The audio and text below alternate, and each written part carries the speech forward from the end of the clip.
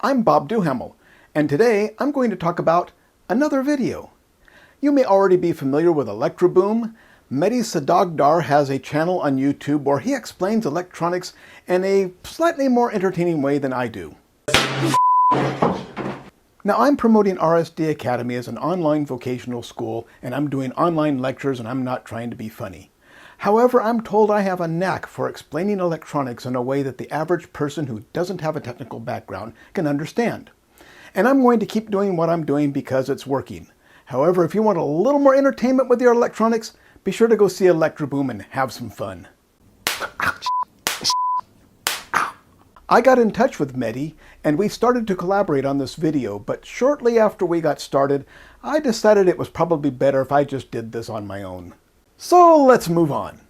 It all started when Dr. Walter Lewin, who has a PhD in physics and was a professor at the Massachusetts Institute of Technology, MIT, said that it is a crime to teach that Kirchhoff's voltage law is an absolute because it doesn't always hold true.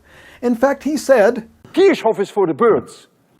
Mr. Sadaghdar has a master's degree in electrical engineering and is a YouTuber. And he respectfully disagrees with Dr. Lewin and made a video explaining where he thinks Dr. Lewin went wrong. He gives an excellent explanation of where Dr. Lewin went wrong, but I can certainly give my point of view, which I'm going to do. Before I do, I want to make a point. What I am going to say is not something I made up myself. I am merely repeating long-standing scientific principles that have been accepted as fact by the scientific establishment for many, many decades. Dr. Lewin says these principles are wrong. He says that the vast majority of physics textbooks are wrong. He says that the many physics professors and electrical engineering professors who disagree with him are wrong, and that if you disagree with him, you simply don't understand Faraday's law. So non-intuitive that almost all college physics books have it wrong. Why do they have it wrong? Because the physics teachers do not understand Faraday's law. Imagine professors in physics and professors in electrical engineering department who did not believe what they were seeing. So let's take a look at the situation where Dr. Lewin says that Kirchhoff's voltage law does not work. He sets this up with this simple circuit.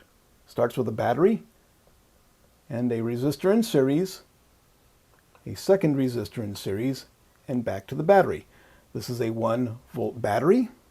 This is a 100 ohm resistor, and this is a 900 ohm resistor. So we have a total of 1,000 ohms and 1 volt, so we are going to have a conventional current traveling in that direction of 1 milliamp. Okay, so now we get 1 milliamp through 900 ohms, so if I put a voltmeter over here, I'll just put a couple of lines to show we're measuring the voltage between those 2 points, and we should see 900 millivolts. He expresses it as 0.9 volts, but I will stick with millivolts since I just did that. Over here we have 1 milliamp going through 100 ohms, and so we should have 100 millivolts.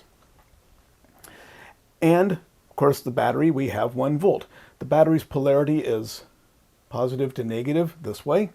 Now, when we have current flowing in this direction, we always have our more positive voltage or higher voltage wherever the conventional current enters the resistor. So, of course, we're going to have positive to negative that way. So notice that the resistor's voltage opposes the battery's voltage. Then over here, same thing, conventional current enters here, so that's where we get the positive voltage, and the negative side is there. So we have 1 volt, negative to positive, 1/10 of a volt, or 100 millivolts, positive to negative, opposing that, another 900 millivolts, positive to negative, opposing that. And so this is a positive voltage, and this is a negative voltage. Or these are both negative voltages. And Kirchhoff's voltage law says these voltages should add up to 0. So positive 1, negative 1/10, negative 9/10, that's going to be 1 plus negative 0.1 plus negative 0.9 equals 0. And that satisfies Kirchhoff's voltage law. Another way to look at Kirchhoff's voltage law is to just see that we have our voltage source and our voltage consumers, and the total voltage across our voltage consumers should add up to the voltage source. So what do we have here? 1/10 of a volt, 9/10 of a volt, that's 1 volt, adds up to that. So this circuit satisfies Kirchhoff's voltage law. But then Dr. Lewin does this. He removes the battery. Let's get this out of the way here. And instead of a battery, he replaces that with a coil of wire, which he calls a solenoid. I might interchange the term. I might call it a solenoid. I might call it a coil. I might call it an inductor. They're all the same thing. But I'll just draw it right here. Here's the idea. We have a coil of wire going to a battery and to a switch. When we close that switch, we're going to get a surge of current through this inductor, and that's going to create a magnetic field. And as time goes by, that magnetic field is going to increase. Now, I'm in the habit of saying that we have a moving magnetic field. That's a model that's used to explain coils in electronics. That's not really true, and I've been called on that. So just to make sure, we do not have a moving magnetic field, but we have an increasing magnetic field. And that increasing magnetic field is going to induce a current in this wire. So at a particular moment in time, we find that as that current is getting larger and larger, as that magnetic field is increasing, we find that our current is 1 milliamp. So we have 1 milliamp through 900 ohms gives us 900 millivolts or 0.9 volts. 1 milliamp through 100 ohms gives us 0.1 volts or 100 millivolts. That's a total of 1 volt. But there is no other voltage to add, subtract, or whatever to make this follow Kirchhoff's voltage law. The total voltage in the circuit is 1 volt. So let me show you my first thought when I saw this. Yeah. What we have here, if I erase a little bit of clutter, is this wire and this wire constitute the secondary of a transformer. We have that increasing magnetic field causing current in that wire, and that's exactly what happens in the secondary of a transformer. So what we can do is model this circuit as a transformer. So here's the primary, which is the coil of wire with the battery. So we'll just draw that here. And now the secondary, in the case of the thought experiment I just showed, is a single loop of wire, but we'll show it as a coil just so it looks like a conventional transformer. So there's our coil of wire for the secondary. And I'm going to move both resistors over here because we can. Now I could split the secondary and put a resistor in between. It doesn't change anything. It just moves some voltages around, but it doesn't actually change anything. So I'll just make that as 1 and move the resistors over here. We have 900 ohms and 100 ohms. And of course, what we're going to get is at that moment in time, we have 1 milliamp of current. So across the 100 ohms, we're going to get 100 millivolts. Across the 900 ohms, we're going to get 900 millivolts. And what's the total voltage across both of them? It's going to be 1 volt. But this is a parallel circuit, and what's the rule about parallel circuits?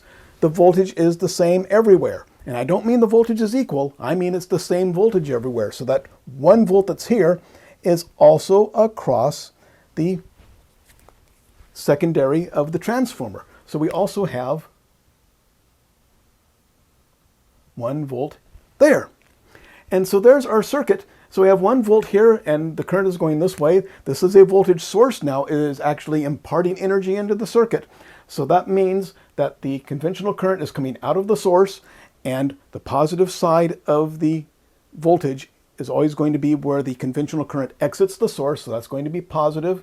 And of course, the opposite side is negative, where the conventional current enters the source.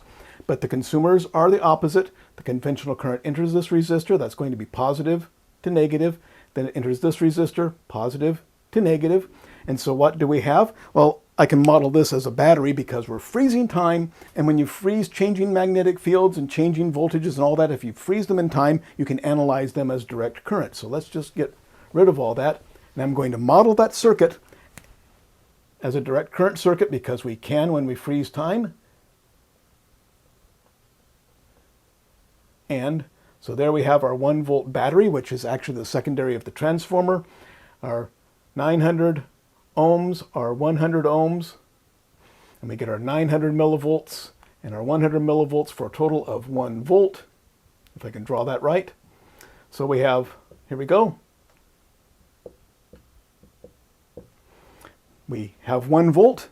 We go across here, we lose 9/10 of a volt, lose another 1/10 of a volt. We're back down to 0 volts when we get down here. So if I put a voltmeter, literally, there's the black probe of my voltmeter. I take the red probe. I go to this side of, I'm going to remove the battery because I want to remind us this is actually the secondary of a transformer. So there it is.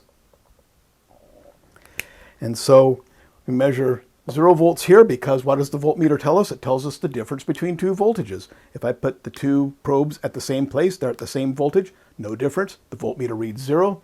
So I put my red probe there, I get 0 volts.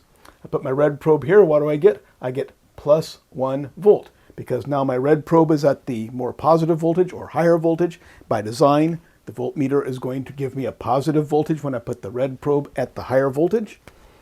And over here, I'm going to still get 1 volt. Come down here, I'm going to have lost 9/10 of a volt, so I have 0.1 volt left. And by the time I get down here, I'm down to 0 volts. And back over here, I'm back down to 0 volts. And that follows Kirchhoff's voltage law.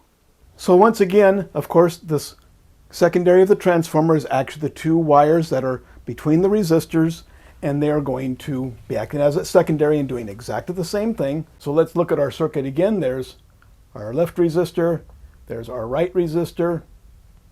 We have 1 milliamp of current, 900 ohms, 100 ohms.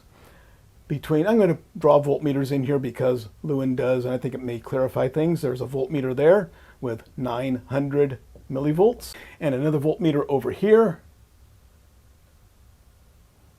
with 100 millivolts. So there's our 1 volt.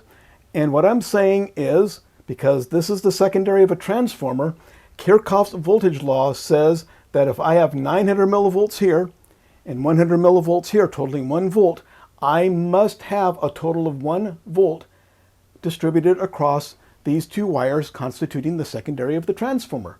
So what we're going to get is between here and here, we're going to assume these vertical wires are so short that they have no effect on the circuit. So between here and here, we're going to get 500 millivolts. And between here and here, we're going to get another 500 millivolts. And what are the directions? Let's see, the current is going in this direction. This is now a voltage source. We're imparting energy into that with our magnetic field. And so I'm going to have a positive here where the current comes out into the resistor. And I'm going to have negative on the other side. So basically what's happening is my current is pushing energy over here and it's piling up over here and sucking it away from there. So I get my positive energy there, negative there. And so going into the resistor, of course, it's going to be reversed. Where the current enters the resistor, I get my positive and then my negative. Once again, now we're down to a voltage source. So the positive side is where the current exits. And so I'm going to get my positive side over here and my negative side there. And then we reverse that here again. And so there's our complete circuit. So let's place my, where do I want to put it? I'm going to put it right here. I'm going to put the black probe of my voltmeter right here. And so now if I put my red probe there, what am I going to read? 0 volts. So when I move across here, I'm going to see a gradient of voltage. Increasing, increasing, increasing. Right about here, I'm going to get about 250 millivolts. By the time I get here, I'm going to have plus 500 millivolts. Now I'm going to go across this resistor, and I've gained potential energy. Now I'm going to lose potential energy, and I'm going to drop back down. I'm going to lose 900 millivolts here, 900 ohms, 1 milliamp, 900 millivolts. So I'm down to minus 400 millivolts here. Now I'm going to go this way. I'm going to gain potential energy as I go through that source. It's going to pump energy back in. And I'm going to now gain up another 500 millivolts. So now this is going to be plus 100 millivolts.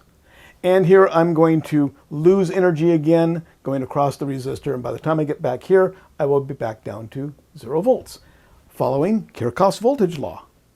But Dr. Lewin says, not so. Because I forgot to establish this, but he did. It doesn't really matter, doesn't change anything. He established that these wires were made of superconductors and therefore have 0 ohms of resistance. So there is 0 ohms across that wire and 0 ohms across that wire. And according to Ohm's law, you cannot have a voltage across 0 ohms. This is a misunderstanding of Ohm's law. What we have here in this wire is a voltage source. We are imparting energy into the system. And when we apply Ohm's law to that part of a circuit, we have to make a little tweak to make Ohm's law work. This is something that Georg Ohm discovered when he was developing his theories.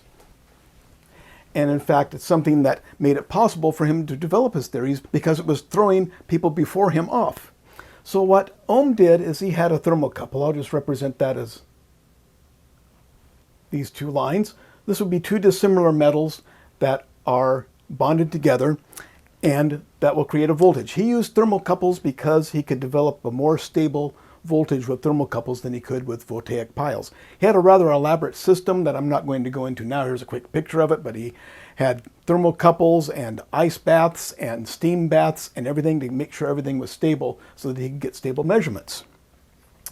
And he would connect different lengths of wire representing resistors. We have a great advantage over Ohm because we already know what he discovered. He had a tough row to hoe to figure out how these things worked with the tools he had. Today we have resistors we can just stick in a circuit. We have voltage sources that we have known qualities and such. But he was working blind. But anyway, he could not make his theories work unless he made a modification. And that modification is that he had to take the resistance. So this thermocouple has a certain amount of resistance. And he found that that resistance has to go in series with the voltage in the voltage source. So his thermocouple ended up looking like this. A battery which gets its energy from heat with a resistor in series. And our modern version of Ohm's law is actually incomplete. Here's what we know as Ohm's law. It's E equals IR. I'm going to redraw that to make my next point here. We know that I is equal to voltage over resistance. That's Ohm's law as we know it today. It's a slightly simplified version because we take this internal resistance of our voltage source separately and pull it out of the equation, and we simply treat it as a totally separate entity. But Ohm did not, because he saw that it changed the way things worked. The Ohm's law as it originally existed was our current is equal to the voltage divided by the internal resistance plus the external resistance. And that's the part of Ohm's law that we pull out, and most people don't think about because we don't. But we do know that entities have internal resistance. And the discovery that Ohm made that made developing Ohm's law possible was when he discovered that in a voltage source, that resistance that is part of that source must be applied in series with the voltage. So now if we go back to our circuit, so now we look at this wire here, which we now know is a voltage source because a changing magnetic field is inducing a current that's pushing charge from left to right, causing charge to build up here, giving us a positive voltage and giving us a less charge over here, or a negative voltage that's acting as a voltage source. So we can model that as a battery and a resistance. But Ohm found out that this 0 ohms of resistance is not across that voltage, which would be impossible. He found, if we model it up here, that that 0 ohms of resistance is in series with our battery. So there's our 500 millivolts there, and there is our 0 ohms there. It is in series with it. So we do not have 500 millivolts across 0 ohms. Impossible situation, cannot have voltage. No, we have 500 millivolts in series with 0 ohms, and that's no problem. I can have whatever I want there. So 500 millivolts, 0 ohms, we have a perfect voltage source with no internal resistance. So what? So that is the mistake that Dr. Lewin makes in this particular instance. Now my next step, of course, would be to build this circuit to measure these voltages and see if I actually can measure voltages there. But I don't have to do that, because a YouTuber by the name of From Jesse already did. He built this apparatus that he calls a Lewin clock. He has put 2 copper strips around in a circle to represent the 2 wires here. He has soldered in 2 surface mount resistors that you can see on the here and here. And notice that he has made the measuring system so that his measuring probes come in from the center and then radiate out away from the center. That way, the changing magnetic field will not affect it. Something parallel to that field, and what I mean is parallel as it goes across there, is going to develop a voltage or develop a current. But if it's perpendicular, it's not going to. So he's carefully measuring in a way that the changing magnetic field is not going to affect his measuring instruments. Now he got different numbers because he has a different amount of current and slightly different resistors, but had he 1 milliamp and 100 ohms and 900 ohms, he would have gotten the same numbers or very close to them. And so if I transfer what he did to this circuit, he puts his probes out there, and between here and here, he measured 500 millivolts. And in fact, indeed, as he moved the probe across here, he started out, the black probe over here, moving the red probe across, he got higher and higher voltage, 250 millivolts here, got over here and had 500 millivolts. And as I postulated, as he crosses this resistor, he gets 900 millivolts across that resistor, another 500 millivolts between there and there across the foil, and then another 100 millivolts there, and added those numbers up, and near as makes no difference, he got 0 volts by the time he went around the whole circuit. Yellow is what we're measuring, so you can see the more we measure, the stronger a signal we get. If I reverse these, see, then it goes negative. So we can measure positive and negative voltages all around this dial. So you can see the total sum is going to be 7 millivolts, or minus 7 millivolts, whatever. But that is within 1% of the total loop voltage. And since this scope is an 8-bit scope, that means the value from 0 to maximum is only 128, which means that it's really not even accurate to any better than 1% anyway. I hope you'll watch all of From Jesse's video. I have it linked in the description below. It's a great video and does a good job of demonstrating how to do this experiment properly so you don't get erroneous readings. There's also a electrical engineering professor by the name of, I'm not going to try to pronounce this, who did a YouTube video that I also have linked in the description below. He does some similar experiments and comes up with the same answers. So here is what Richard Feynman says about theory versus experimentation. Now I'm going to discuss how we would look for a new law. In general, we look for a new law by the following process. First, we guess it. Then we well, don't laugh, that's really true. Then we compute the consequences of the guess to see what, if this is right, if this law that we guessed is right, we see what it would imply, and then we compare those computation results to nature, or we say compare to experiment or experience. Compare it directly with observation to see if it works. If it disagrees with experiment, it's wrong. In that simple statement is the key to science. It doesn't make any difference how beautiful your guess is, it doesn't make any difference how smart you are who made the guess, or what his name is. If it disagrees with experiment, it's wrong. That's all there is to it. So Dr. Lewin's entire postulation that Kirchhoff's voltage law will not hold in this particular situation where you have a current induced by a changing magnetic field is based on his mistaken application of Ohm's law, where he says I cannot have voltage between this point and this point because there is 0 ohms of resistance there. But Georg Ohm himself discovered that this 0 ohms is not across this 500 millivolts, but is actually in series with the 500 millivolts. And so there's no problem having a voltage there at all. And we have seen by careful experimentation that that voltage does indeed exist. The next thing is that this has been proven wrong, and I have not seen anything by Dr. Lewin trying to dispute this, but what I've had in my comments on my previous videos is that nevertheless, I may be able to measure a voltage there, but according to Ohm's law, it's not there. Therefore, I'm actually measuring the voltage across these resistors, and there is no voltage across that wire. And some have gone as far as to say if I convert this back to my transformer model. So here is the secondary of my transformer. There's my resistors. I'll put them as one resistor of 1K. At one particular moment in time, I have 1 milliamp of current through there. And so I'm going to measure 1 volt across that 1K resistor. And I'm also going to measure 1 volt across the inductor. And what some are now saying is, well, you are actually measuring the voltage across the resistor because Ohm's law says there can be no voltage across that inductor. Therefore, the voltage you are measuring across that inductor is not across the inductor, but is actually across the resistor. Well, that's something that cannot be proven because I put a voltmeter there and I measure the voltage. So you're not talking about science.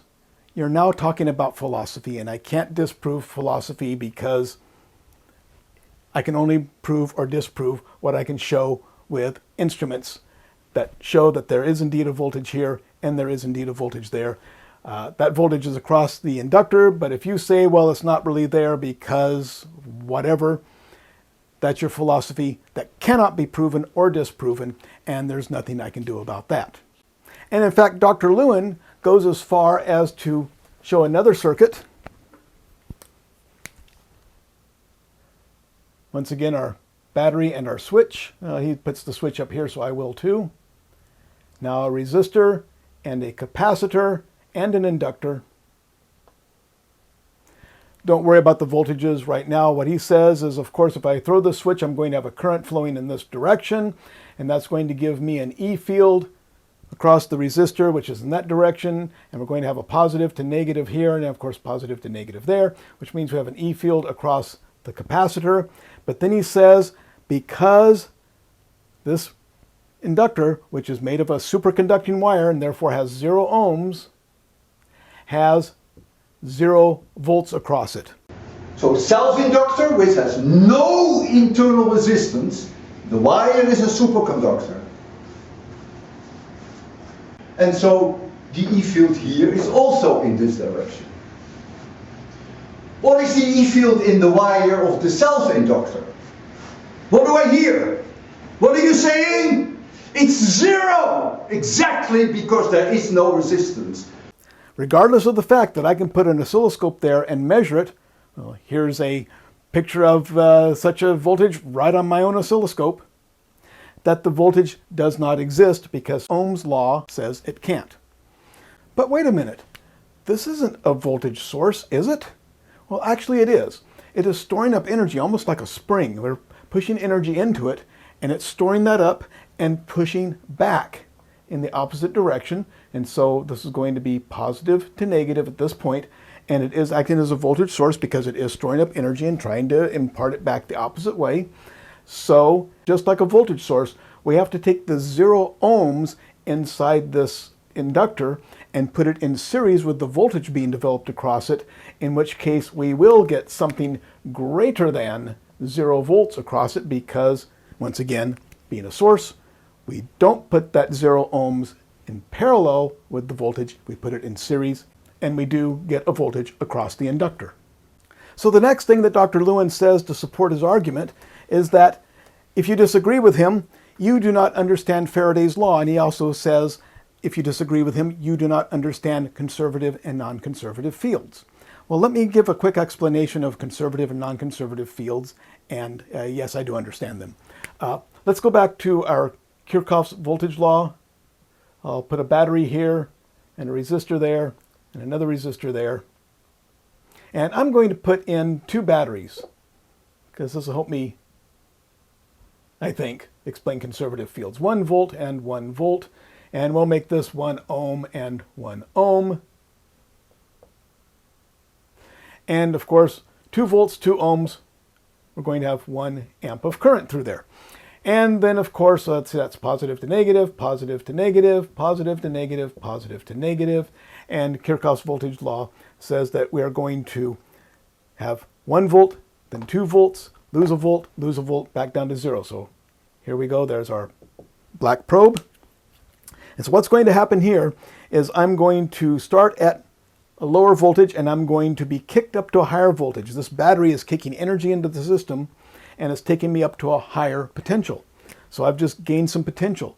And once you've gained some potential, you can use that to do some work. Well, I'm not going to do it just yet because I'm going to go through another battery and gain some more potential.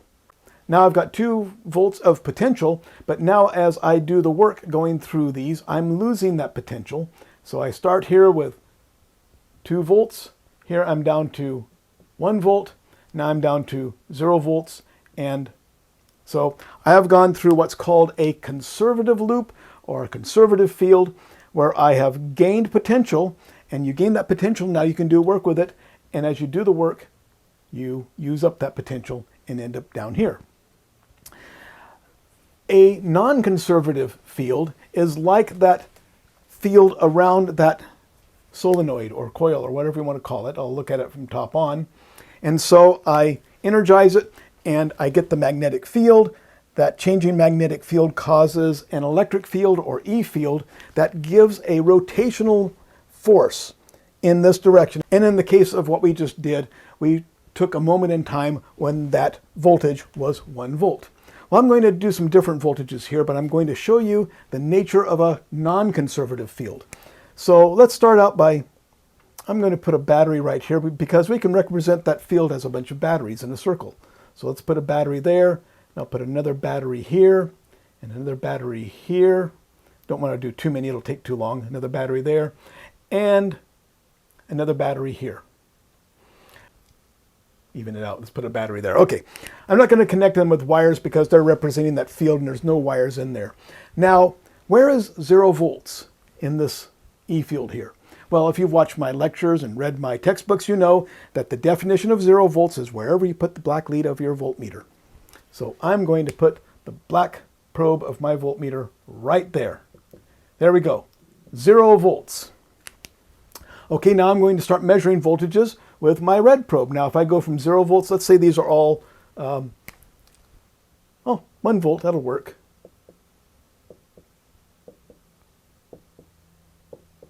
Okay, a bunch of 1 volt batteries. How many? 1, 2, 3, 4, 5, 6. So a total of 6 volts. As I start going around this loop, remember I just went around the loop as I went from negative to positive, I gained potential energy, and a negative to positive, I gained more potential energy. So let's do that now. So I'm at 0 volts, I gained 1 volt. So I have 1 volt of potential energy, 2 volts, 3 volts, 4 volts, 5 volts, 6 volts, 7, 8, 9. Something's wrong here. I'm going around this loop of batteries representing that field. It doesn't work. I mean, it looks like it's working, but it's impossible. I can't have 6 volts and 0 volts at the same time. So that's giving part of an illustration of what a non-conservative field is. You cannot identify where 0 volts is in a non-conservative field. If I take a voltmeter, put that there and that there, guess what I'm going to read? 0 volts. How about here and here? 0 volts. I have another video where I explain this in a little more detail. I'll link it in the description below. But if I have a loop like this, no matter where I put my voltmeter, no matter what 2 points, I'm going to read 0 volts because we cannot define where 0 volts is or where any other voltage is in this particular situation. So our E field that is creating the impetus to create our current is a non-conservative field. We do not gain and lose potential as we go around the circle. I'm going to get rid of these batteries because they're in the way now. So the E field is there, and we know it's imparting a rotational force of 1 volt in that direction on any electrons that might be in there. So let's put some electrons in there by putting in a loop of wire. So there's just a loop of wire. Doesn't matter what shape it is or anything, but we'll assume it's a nice piece of circular wire. If it's irregular, doesn't change a thing, but that's a whole different lecture that I won't do right now. So now I've got a current flowing in there. And the same thing is going to happen. If I try to measure the voltage in this loop, I cannot define where 0 volts is because it has the E field where the voltage is going up and up and up. Well, I can't measure it that way. And I have resistance, and if I go around the resistance, I should go down and down and down. So I start at 0, I should go lower, lower, lower, lower, lower, lower, lower, lower, lower. That doesn't work either. So we've got something different happening here. So if I have a loop of wire in that E field, it also has a non-conservative field in it. Now, let's break that loop and see what happens. Okay, what's happening is we have current trying to flow around in there. Now it can't, but we have that E field which is pushing electrons. Now we know the electrons are actually being pushed this way, but as you saw, Dr. Lewin uses conventional current, and so things go the opposite way of the electrons. So let's just say we have positive electricity, positive charges. We'll just look at them instead of the electrons. So positive charges are being pushed this way, but they can't cross that gap. So what's going to happen? They're going to pile up. I'll just show it as a bunch of dots.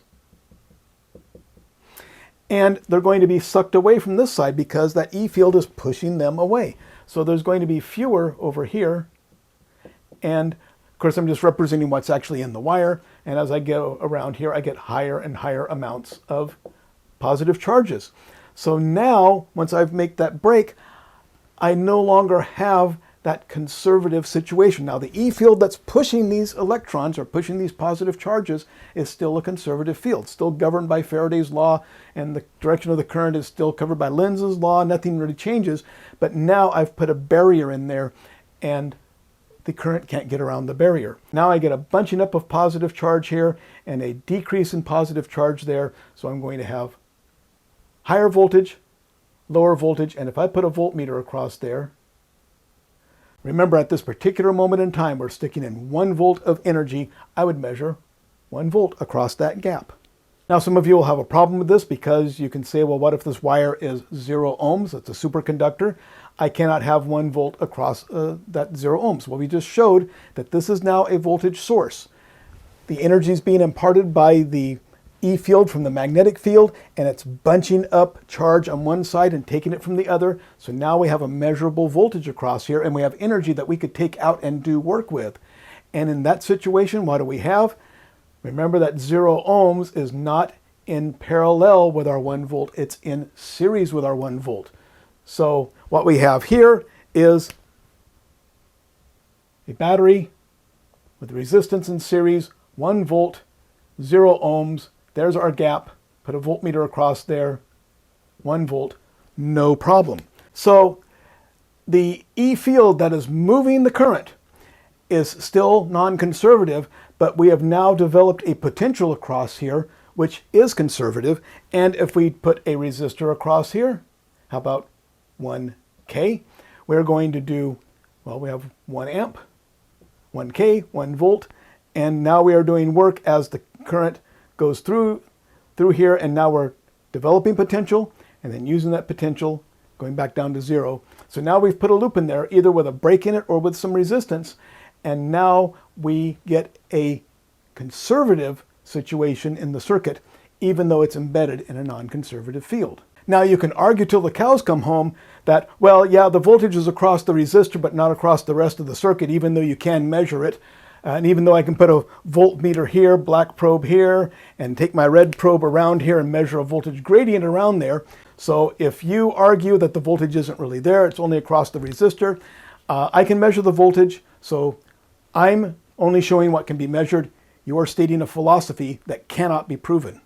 So there's no argument there because you can't prove or disprove what you're saying. I cannot disprove what you're saying. All I can show you is that you will measure a voltage here, and you will measure a voltage gradient around there. This voltage plus that voltage will add up to 0, and Kirchhoff's voltage law will now work. So finally, if we go back to our original circuit,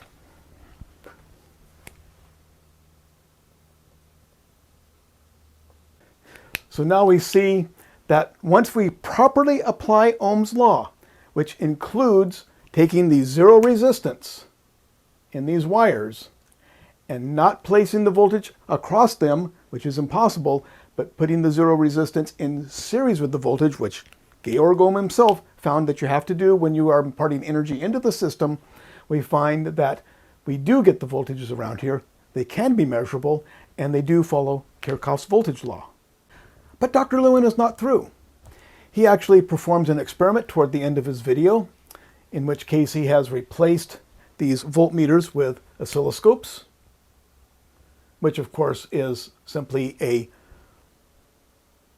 voltmeter that measures how voltage changes over time, which is certainly the more practical way to do this, because once again, this experiment is looking at a particular moment in time, and using regular voltmeters, it's hard to freeze time, but you certainly can with an oscilloscope. So at the very end of his lecture, he puts the oscilloscopes there, claims that the two oscilloscopes are connected to these 2 points, A and B, because once again, there is no resistance and no voltage across there. And so he claims 2 voltmeters connected to exactly the same 2 points can measure different values. Yeah, okay. If that's true, then all measurements in electronics are suspect, because your voltmeters may not be reading the right voltage because of where you have your voltmeter. And the truth is, he's right, because there's something that can happen that could make these voltmeters read differently. But anyway, here's his experiment. 3, 2, 1, 0. Look on the left, there's V1. Notice, it's negative. Look on the right, there's V2. It's about 9 times larger than V1. So he got a spike of voltage on one oscilloscope and a negative spike on the other oscilloscope. This was about 9 times the size of that one, which is exactly what we would expect, knowing what we know now, since he's measuring the voltage across this resistor and the voltage across that resistor with the 2 oscilloscopes, and that should be the end of that. But other people have performed this experiment with a slightly different setup, where they actually put the oscilloscopes across point A and B. So let's go ahead and do that. Okay, so there's our 2 oscilloscopes. Now they actually are attached to here and here. The 2 oscilloscopes are at the same 2 points in the circuit. We get ready. 3, 2, 1, press the button. Magnetic field builds, and what happens? The same exact thing. We get a bigger spike here and a smaller negative spike there. What's going on? Well, it's painfully obvious to me what's going on, and any electrical engineer worth his bananas would see it in a second too. We have the magnetic field, which is inducing a current in this loop, so there's our 1 milliamp there. It's also crossing this outer loop, causing a current in the outer loop. So we have current flowing this way into that oscilloscope and out, and then opposite direction over here. And since the oscilloscope's a very high impedance, the current doesn't just go through, we get a buildup of voltage. So we're going to get a positive to negative voltage there, positive to negative here. So positive reading, negative reading. And since there's 1 volt in the electrical field, we should see 500 millivolts in each of these. We should see positive 500 millivolts and negative 500 millivolts. So why are we still seeing a spike here that's 9 times the size of the spike there? Well, if we look at the points where we're measuring, if we move our points over to here, we're going to be across this resistor, and we'll measure 900 millivolts. And as we move it across here, we'll see lower and lower and lower voltage until we get across this resistor where we are measuring negative 100 millivolts. So if we stop in the middle, what do we have? Positive 400 millivolts at this point. So this scope is getting 500 millivolts from the magnetic field, but it's also getting 400 millivolts because it's attached to this point here. So 400 plus 500 gives us 900 millivolts.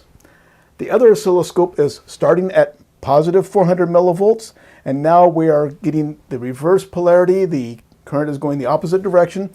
So we're going to have to subtract 500 millivolts, and by the time we get here, we're going to read negative 100 millivolts. So that's exactly what we expect. Now Mehdi set things up even slightly differently. What he did is he used a loop of wire, and his demonstration is to measure across those points. Here's our resistors,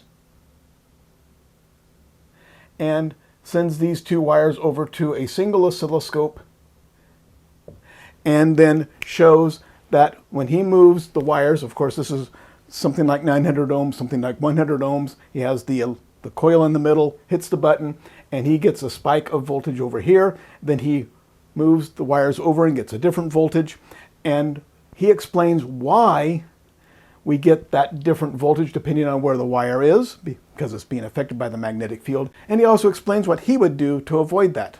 Like Dr. Lewin, I have a coil or solenoid, and I'll switch a battery through a 1 ohm resistor over my coil.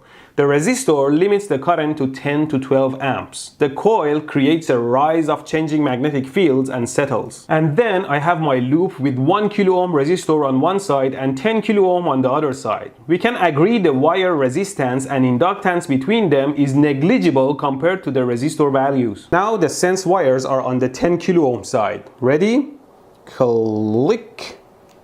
See, I have a voltage pulse with a peak of around 25 millivolts. Now all I do is I flip the sense wires to the 1 kilo ohm side of the loop. Ready? Click. There. We have a negative pulse around 1/10 of the first pulse. Because although the current in the loop is the same, the resistance is 1/10. There were never two different voltages across these points. This emphasizes the importance of proper probing. Now I'm not 100% sure, but if my quick analysis is correct, to measure the voltage across, say, these 2 points properly, the sense lines must come straight together and twist all the way to the scope or meter. And keep your scope probe away too, because even if this loop is close to your fields, voltage is induced in it and will affect your readings. So when we are measuring our voltages, we have to be very careful, like from Jesse did, to make sure that our probes are not affected by the magnetic fields. Now Mehdi showed how to make the wrong experiments and showed why they would be wrong, and he also showed how he thinks you should set things up to get the right voltages, but he didn't actually complete the experiment. But another YouTuber by the name of Joe Smith did. And so here's a picture of his apparatus. And what he did is he used coaxial cables, kept things either parallel to themselves or close to themselves so that the magnetic field effects would be canceled. Or in the case of the wires measuring the voltages, he has them perpendicular to the magnetic field. Once again, doing the same things that from Jesse did, but his are not movable. But he's making the point that MIDI is that where you put the wires is going to change what the oscilloscopes see. So let's take a look at Joe Smith's video and see what he found out. Here you can see I have these two pieces of coax. They are basically right on top of each other. Let me show you what happens as I start to spread these apart a little bit. You can see how the ratio on the scope changes. Look at this. So as I start to spread these out, you can see how the polarity is starting to change. Right, let me just remove our block of wood. This piece of coax is marked with yellow, and you can see it's now running to this common point, and it's wrapping around this side of the loop. Our other piece of coax is running around this side of the loop. So now we've changed the whole setup. But again, as we bring these two pieces of coax together, tighter I make them, of course we end up with the same signal again. Again, this is offset, but you can see they lay right on top of one another. Again, we'll spread them apart.